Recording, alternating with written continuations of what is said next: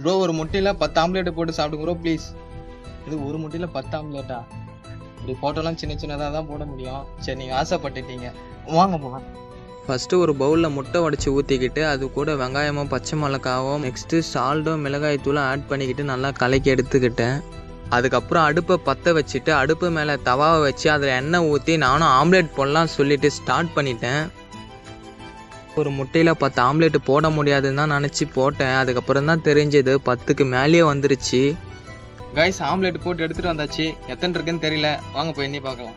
1 2 3 5 6 7 8 9 10 11 12 13 14. Guys மொத்தமாகவே 14 omelette வந்திருக்கு. வாங்க கைஸ் சாப்பிட்லாம்.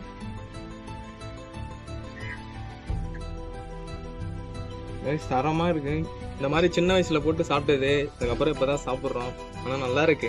இந்த டாஸ்க் இதோட முடியுது. மறக்காம வீடியோக்கு லைக் கொடுத்துட்டு உங்கள் ஃப்ரெண்ட்ஸ்லாம் இந்த வீடியோ ஷேர் பண்ணிட்டு மறக்காம துளசி சேனலை சப்ஸ்கிரைப் பண்ணிட்டு நெக்ஸ்ட் என்ன டாஸ்க் பண்ணணும்னு சொல்லிட்டு அதை கமெண்ட் பண்ணுறேன். அடுத்த வீடியோவில் பார்க்கலாம். பாய்.